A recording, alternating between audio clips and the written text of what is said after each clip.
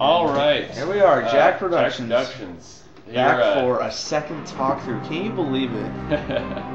Yeah, we're here tonight. We're about to play Castlevania for the N64.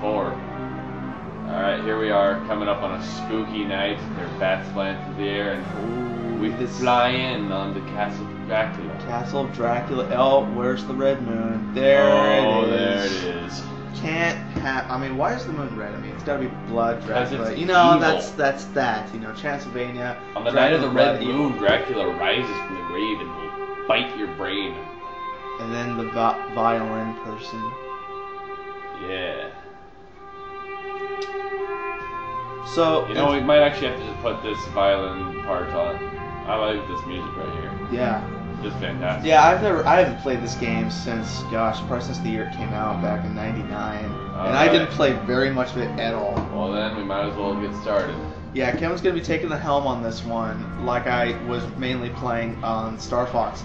He's gonna be playing probably 99% of the time. I'm probably almost not gonna. Do I have an empty file here? Do I have any empty files whatsoever? You know what? I might have to delete. I have to delete one.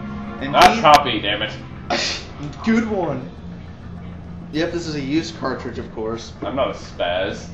Not gonna go out and buy a new one if you already have the game. Let's just delete this one. Are you sure? All right. Absolutely. Yep. All right. All right. Oh, sorry about the little delay here. Starting off the game. You are unforgiven.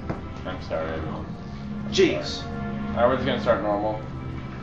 Alright, we're gonna use... When I was a kid, I always played as Carrie, but you know what? I'm gonna change things up a bit and play as Reinhard Schneider. Ooh.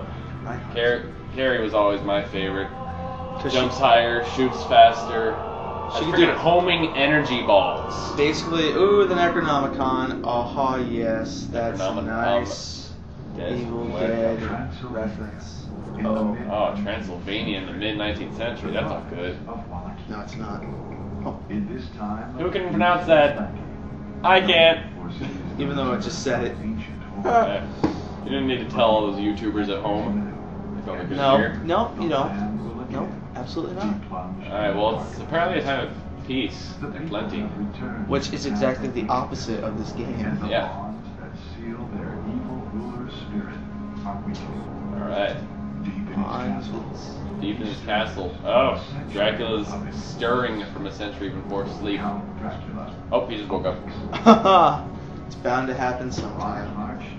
Reinhard Schneider. Yes. Doesn't sound like a very concentrated name, but oh well. Then again, I don't know a whole lot about vampire hunters wielding the holy whip of his ancestors. Holy whip. Who the hell uses a holy whip? You think of whip as something like dark and sinister. Well, the only holy weapon that you can think of when it comes to vampires is holy water, which, by the way, is in this game. Or a cross. Or a cross. Which is like a boomerang in this game. In this game, you can You'll have see a cross that later. Boomerang. A cross that you throw, cuts through people, and then comes back to you. It's pretty amazing. Yeah, it's pretty awesome. Pretty awesome. Alright, here we go. So we're finally going to start here after that long introductory. Now it's zoomed into the castle, but we start out in this deep, dark, scary woods. And who knows where he even came from? I mean, I always got to cross himself. Such love. He comes out into this dark rainstorm wearing a vest. Now, if I were him, I would stop right here. See? Alright, time to turn back and run away. Time to turn back. Go back. Now we just get in there. Oh, there goes another tree. Better watch out for that. Yeah, I'm still gonna go to this castle after. Now there's the holy whip right there. Holy whip. Did you hear that whip action? Knife and red jewels and red jewels are used to the knives I pick up. So I have 10 red jewels now, which means I can throw 10 knives essentially. And we got roast beef for health. Use that to Now you actually go in the inventory and select that. It's not automatic. Yeah, for those that use there. Ooh, and there's a corpse. Hey, look, it's a skeleton. You think that might be foreshadowing to something, Andrew? No, absolutely not. Alright, let's just keep walking. No. Oh, look, there's a nice corpse on the ground. Gotta kneel down and look at it. He's breathed his last. A local villager? Is there a local village anywhere near Army here? of Darkness. That is Army of Darkness right there with that skeleton opening his mouth like that. If you've ever seen the movie, you'll know what I'm talking about. Holy God. Now he's having a seizure. Should we call the paramedics? I don't know. In Transylvania, good luck with that one. It's kind of a you have to take him out the dilemma, really. If a skeleton is having a seizure, should you call the paramedics? Because it's already dead. You're not going to get any paramedics in Transylvania. Oh, I just whipped his face off, so it doesn't really matter. Oh, whip your face. See, this is why Kevin likes playing as a carry. Alright, and I got some money. Oh, and these are very important. These are power-ups. They make your whip more powerful. Now, Reinhardt, his whip, you can't really notice the difference until you actually whip someone with it. Carry her, however, you can actually see it in her energy balls. Like, it changes color as she gets more powerful. Now we're going to jump up here and whip this lock off.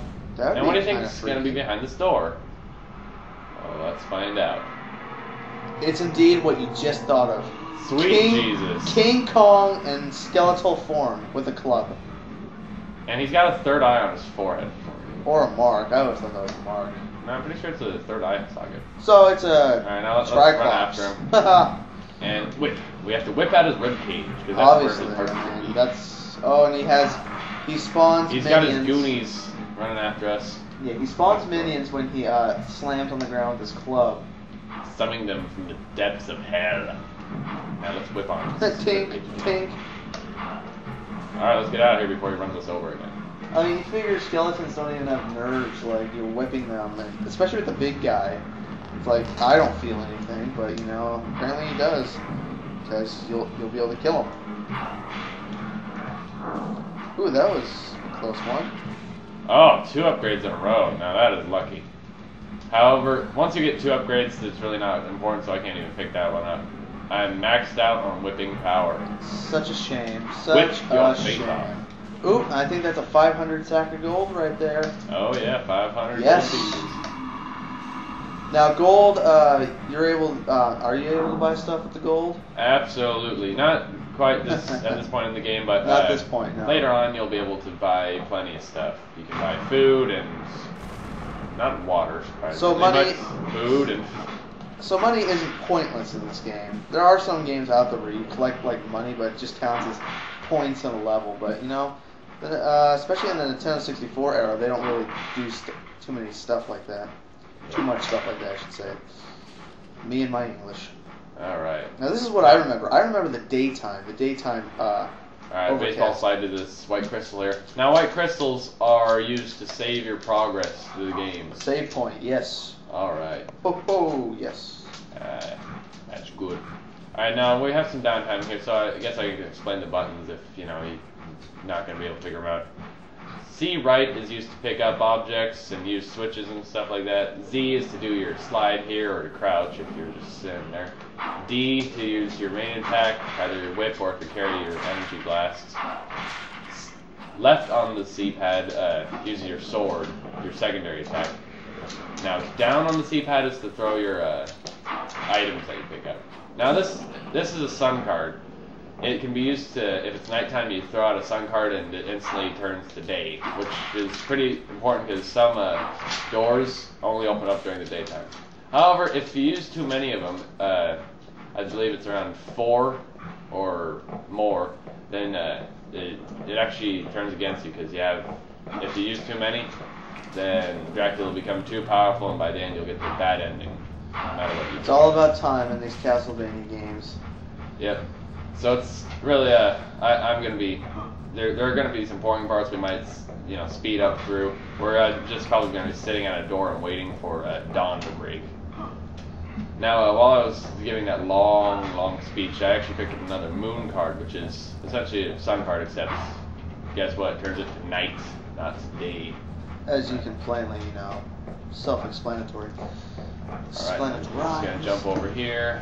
Alright, what do we got? Oh, bats. Oh, whipped him out of the air. Got some gold for it too. 500 gold. Nice. Alright, I'm gonna pull the switch. And we're gonna face a hideous foe, and hideous by looks. Yes. Alright, we're gonna open up that gate. That's something you're gonna have to get used to if you ever play this. Lots of switch flipping. You gotta run away from a gate. Oh, and here we are. Mr. Tiger... Tiger guy. the Bengal tiger.